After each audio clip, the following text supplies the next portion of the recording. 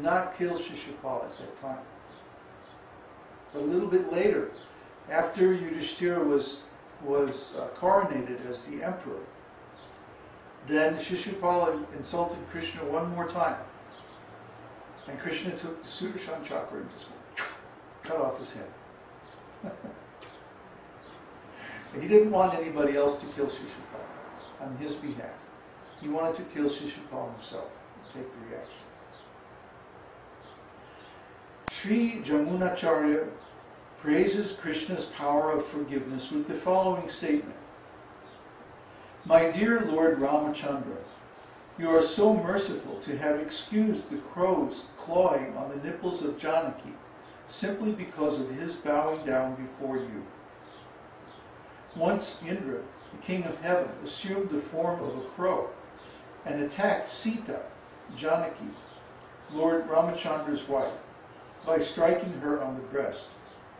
This was certainly an insult to the universal mother, Sita, and Lord Ramachandra was immediately prepared to kill the crow. But because later on the crow bowed down before the Lord excused his offense. Sri Jamunacharya further says in his prayer that the forgiving power of Lord Krishna is even greater than that of Lord Ramachandra. Because Shishupala was always in the habit of insulting Krishna, not only in one lifetime, but continually through 3 lifetimes. Still, Krishna was so kind that he gave Shishupala the salvation of merging into his existence.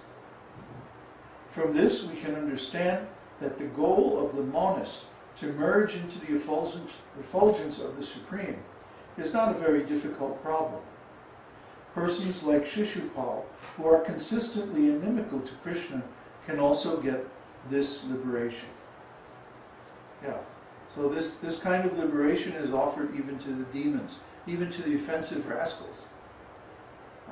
So why should we be very interested in this?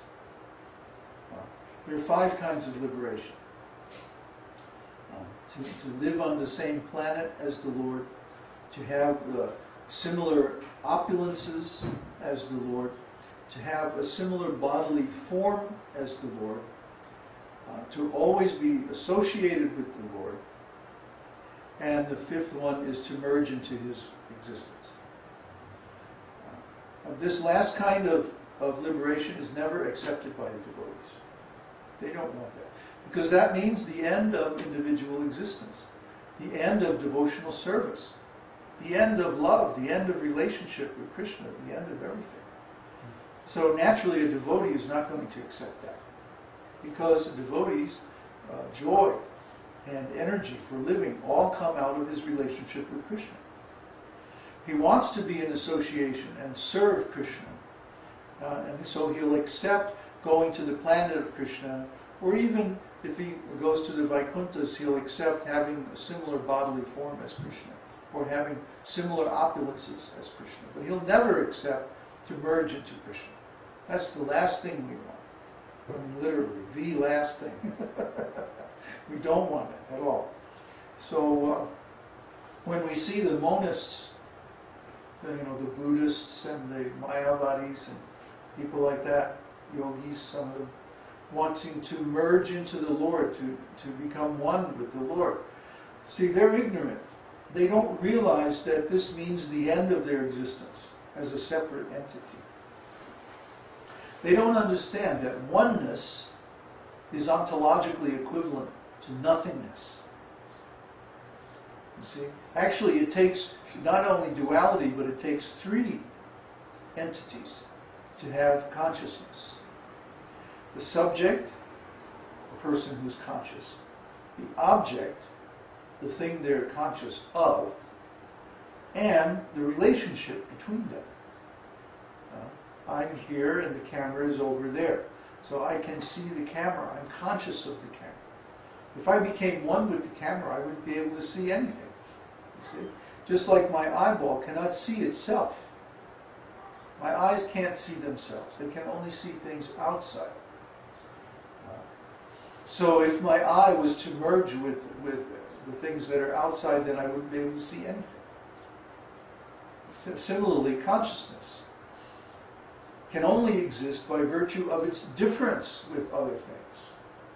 So because we are different and individual from all other entities, therefore we can be conscious of them, either through the senses or directly through spiritual consciousness.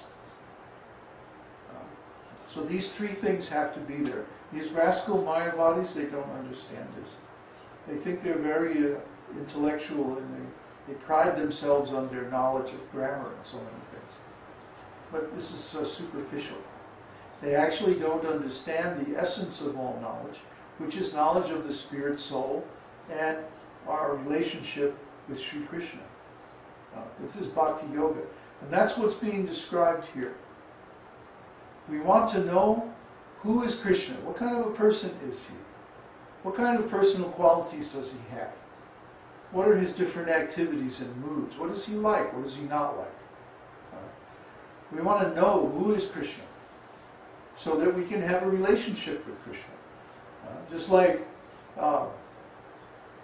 if we want to join, let's say, a school, a university, we'll look through the catalog and we'll say, well, who is on the faculty? And what kind of background do they have? What kind of research have they done? What is their specialty? What is their interest? Is it compatible with our interests? You know, we'll evaluate everything and we'll try to determine which college do I want to go to, and like that. So when we want to go to the spiritual world, we also want to know about the different personalities of Godhead, the different expansions of Krishna. What are their qualities? What are their moods? What kind of a relationship can we have with them? What kind of service can we do for them? And this is all given here in Nectar of Devotion. So first we're understanding the qualities of Śrī Kṛṣṇa. And then we'll begin to talk about the different types of relationship that we can have with him. So this is all very systematic. And we're going step by step towards understanding the complete science of devotional service. Well, the next one is number 26, grave. A person who does not express his mind to everyone, or whose mental activity and plan of action are very difficult to understand, is called grave. After Lord Śrī Kṛṣṇa had been offended by Brahma, Brahma prayed to him to be excused. But in spite of his offering nice prayers to Krishna, Brahma could not understand whether Krishna was satisfied or still dissatisfied. In other words, Krishna was so grave that he did not take the prayers of Brahma very seriously. Another instance of Krishna's gravity is found in connection with his love affair with Radharani. Krishna was always very silent about his love affairs with Radharani, so much so that Baladev, Krishna's elder brother and constant companion, could not understand the transformations of Krishna on account of his gravity. So you see, Krishna, well, we already know, Krishna is very grave. He doesn't always speak. When he does speak, he speaks very beautifully. But most of the time, Krishna doesn't speak. He remains silent. He wants to see, how are we going to approach him? So he gives us an enormous scope. Let's see, what are you going to do? And then he just falls silent, and he waits for us to take the initiative. He waits for us to make the first move. And then based on that, he'll respond. And so on. So it's very interesting how Krishna's character is like this. He prefers to remain almost passive. That he waits to see how we are going to treat him, or how we are going to approach him. And then he responds. This is called gravity. Gravity means that his plan or his intention remains secret, confidential. Krishna's plan is not known, or his mood sometimes is not known even by Balaram. Balaram is his first expansion. So if Balaram doesn't know, then who's going to know? So if Krishna seems mysterious. That's all right. You know, it's his right to be mysterious.